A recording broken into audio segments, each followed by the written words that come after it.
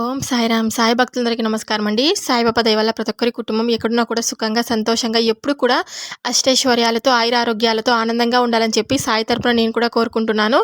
ఈరోజు వీడియోలో సాయి పిలుపు ద్వారా మనకొచ్చినటువంటి సందేశం ఏంటి? బాబాగారు మనతో ఏం చెప్పాలనుకుంటున్నారంటే, తల్లి, ఈ రథ సప్తమి నుంచి నీకు డబ్బు వర్షం కురిపిస్తాను.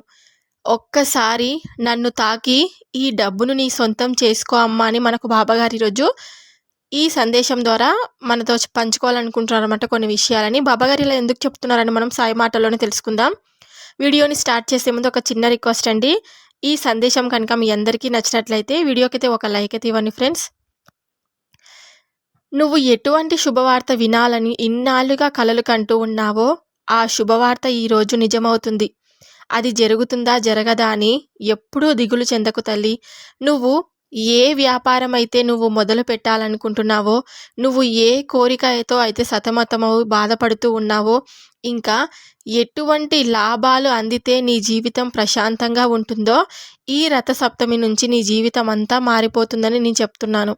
అలా ఎందుకు చెప్తున్నాను అంటే, నువ్వు ఎన్నో సంవత్సరాల నుంచి ఆర్థిక పరిస్థితులతో, అప్పుల బాధతో బాధపడుతున్నావు కదా. వ్యాపారం చేసుకుంటున్నా కూడా అంతంత మాత్రం ఆదాయం మాత్రమే వస్తుంది. అలాగే ఉద్యోగ ప్రయత్నాలు చేసి ఎంతో విసిగిపోయావు. ఏ చిన్న ఉద్యోగమైనా చేసుకుందామా అంటే కూడా నీకు సరైన ఉద్యోగం నీ చేతికి రావడం లేదు. ఒకవేళ వచ్చినా కూడా జీతం అంతంత మాత్రానే ఉంది.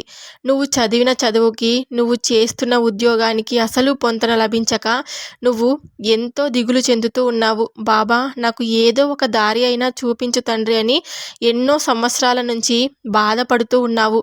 పిల్లలను, కుటుంబాన్ని, భార్యా పిల్లలను ఎలా పోషించాలో అర్థం కాక చాలా చిత్రహింస, నరకవేదనకు గురవుతున్నావు. వీటన్నిటినీ తొలగించడానికే కదా నేనున్నాను. ఈ బాధలన్నీ ఖచ్చితంగా తొలగిపోతాయి. ఇలా ఎందుకు చెప్తున్నానంటే, నువ్వు ఖచ్చితంగా నమ్మే తీరాలి. నీ కోరిక ఫలిస్తుందా లేదా అనే సందిగ్ధంతో ఎప్పుడూ ఉండిపోకూడదు.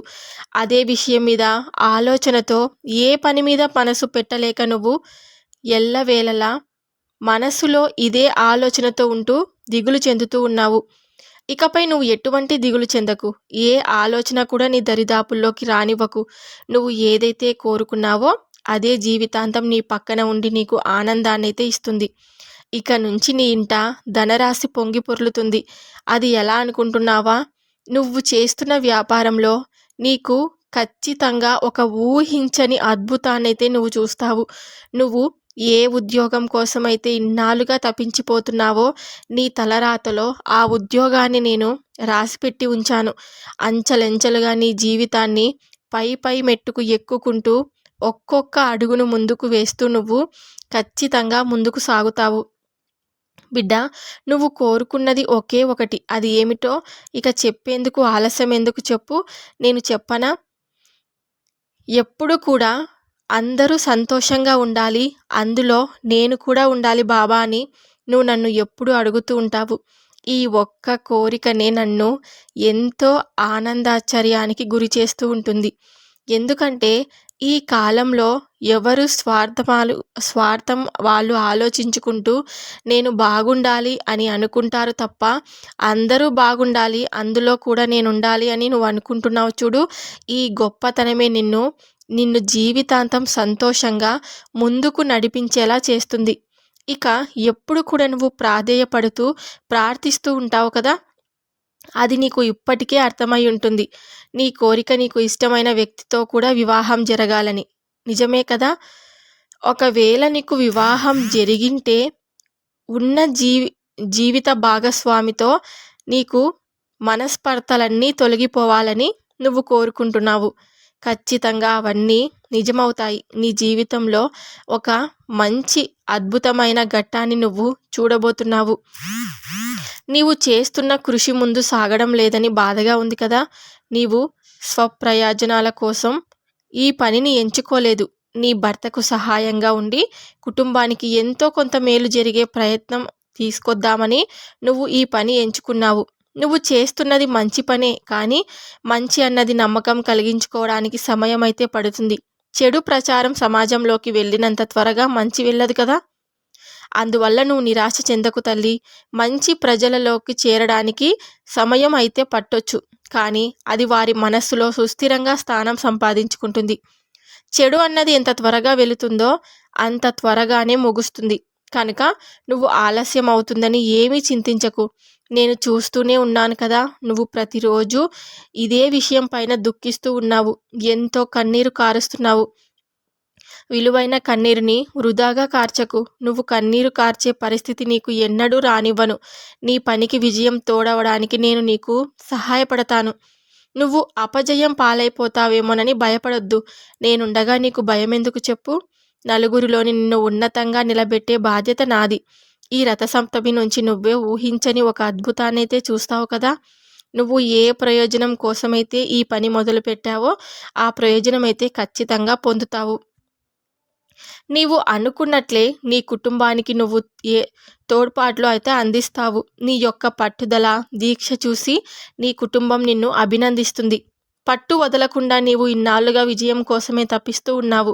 కాకపోతే ఆలస్యం అవుతూ ఉండడంతో నీకు కొంచెం బేలతనం వచ్చింది. నువ్వు అనుకున్నది సాధించలేమోనన్న భయంతో, బాధతో కన్నీరు కారుస్తూ ఉన్నావు. ఏ పని మీద మనసు పెట్టలేకపోతున్నావు. నువ్వు అనుకున్నవన్నీ చక్కగా నెరవేరుతాయి. నువ్వు కోరుకున్నది నీ కుటుంబం క్షేమం కోసమే కదా. ఎవరి చెడును నువ్వు కోరుకోలేదు. అలాంటప్పుడు నీకు ఎందుకని విజయం లభించదని అనుకుంటున్నావమ్మా? ఆలస్యమే అయ్యింది, కానీ నీకు విజయం మాత్రం ఖచ్చితంగా లభించి తీరుతుంది. నువ్వు ఎప్పుడూ దుఃఖించకు. ఓడిపోతానని భయపడొద్దు. అలా అనుకోకూడదు కూడా. నీవు ఓడిపోవడానికి నేను నీకు లేకపోతే కదా. నేను ఎల్లప్పుడూ నా బిడ్డ దగ్గరే ఉన్నాను. దేనికైనా సమయం, సందర్భం ఉంటుంది కదా. నీ సమయం ఎప్పుడు ఆరంభమయ్యింది. అందువలన నీ విజయం ఒక స్థాయిలోకైతే చేరుతుంది. అది ఎంతో ఉన్నత స్థాయికి వెళ్ళి నువ్వు ఏదైతే కోరుకున్నావో అదంతా నీకు లభిస్తుంది. ఇప్పటి నుంచి నీ ఇంట ధనరాశి ఉప్పొంగి పొర్లుతుంది. నీకు ఏది పట్టినా బంగారమే అవుతుంది. ఇన్ని రోజులు నువ్వు డబ్బు లేకనే కదా ఎంతో మదన పడుతూ ఉన్నావు. ఆ డబ్బు నీకు రాసులుగా గుమ్మరిస్తున్నాను.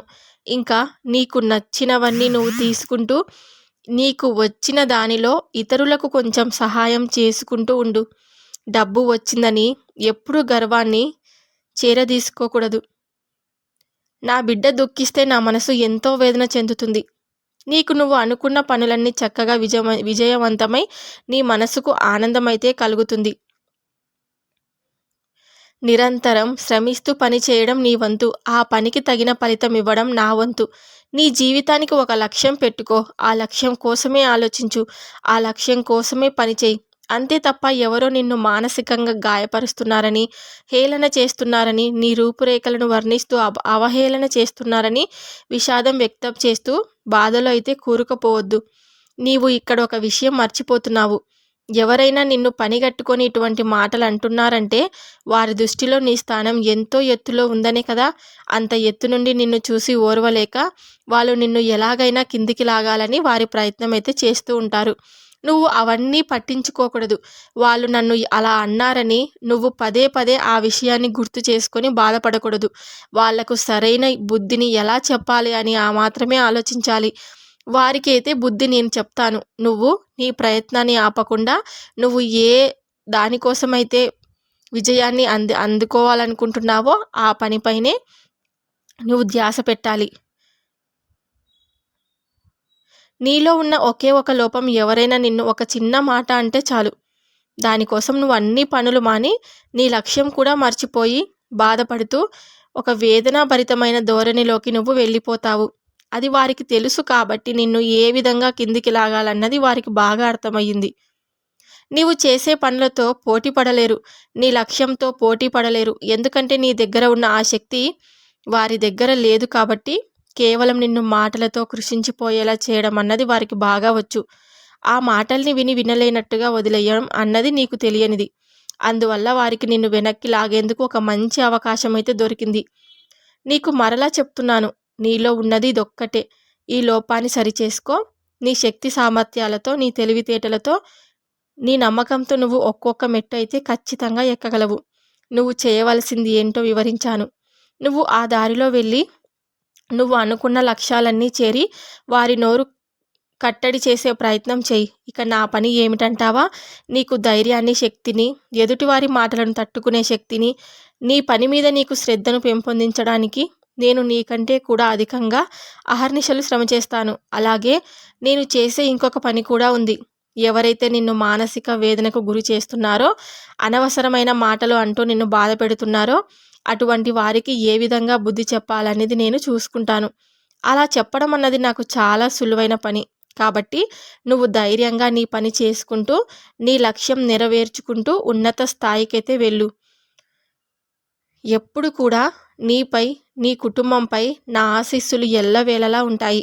ఇప్పటి నుంచి నువ్వు అనుకున్నవన్నీ జరిగి నీ జీవితం ఒక సుఖమయం చేసుకోవాలని, నువ్వు అనుకున్న లక్ష్యాలన్నీ సాధించాలని, నువ్వు అనుకున్న విజయానికి నువ్వు చేరాలని నేను నీకు ఎప్పుడూ నీ వెంటే ఉంటానని నేను నీకు మాటిస్తున్నాను.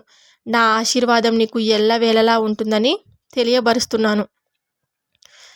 ఇప్పటి నుంచి నీ ఇంట్లో ధనరాశి పొంగి పొర్లుతుంది. ఖచ్చితంగా నువ్వు దానికి తగిన శ్రమ అయితే నువ్వు ఖచ్చితంగా చేయవలసి ఉంటుంది. డబ్బు వచ్చిన తర్వాత గర్వాన్ని ఎప్పటికీ చూపించకూడదు. నీకు వచ్చిన ధనంలో నీకు తోచినంత పేదవారికి, జంతుజాలాలకు సహాయం చేస్తూ ఉండాలి. నీకు తోచినంత మాత్రమే, మొత్తం కాదు కదా. నేను చెప్పింది ఎప్పుడు నువ్వు గుర్తుపెట్టుకోవాలి. నీకు నేను ఏదైనా ధనాన్ని ఇస్తున్నాను అంటే మొత్తం నువ్వే ఉపయోగించుకోవాలనైతే కాదు. కొంచెమైనా సరే నువ్వు పేదవారికి సహాయం చేస్తూ ఉంటే కనుక ఆ పుణ్య ఫలాలన్నీ నువ్వు మూట కట్టుకొని ఎప్పుడు కూడా సంతోషంగా నీ జీవితాంతం నువ్వు ఎటువంటి బాధలు లేకుండా గడుపుతావు అని బాబాగారైతే మనకు ఈ సందేశం ద్వారా ఈ విషయాన్ని అయితే చెప్పాలనుకుంటున్నారనమాట. బాబాగారు చెప్పినటువంటి ఈ సందేశం మీ అందరికీ నచ్చిందని అనుకుంటున్నాను. నచ్చితే కనుక వీడియోకి అయితే ఒక లైక్ అయితే ఇవ్వండి. ఇంకా కొత్తగా మన ఛానల్ని ఎవరైనా చూస్తుంటే కనుక సబ్స్క్రైబ్ చేసుకోండి. రేపు బాబాగారి పిలుపు ద్వారా వచ్చే సందేశంతో మళ్ళీ కలుద్దాం. అంతవరకు కూడా బాబాగారి ఆశీస్సులు ప్రతి ఒక్కరి కుటుంబం పైన ఉండాలని చెప్పి మనస్ఫూర్తిగా కోరుకుంటున్నాను. సర్వేజన సుఖినో భవంతు. జై సాయిరామ్.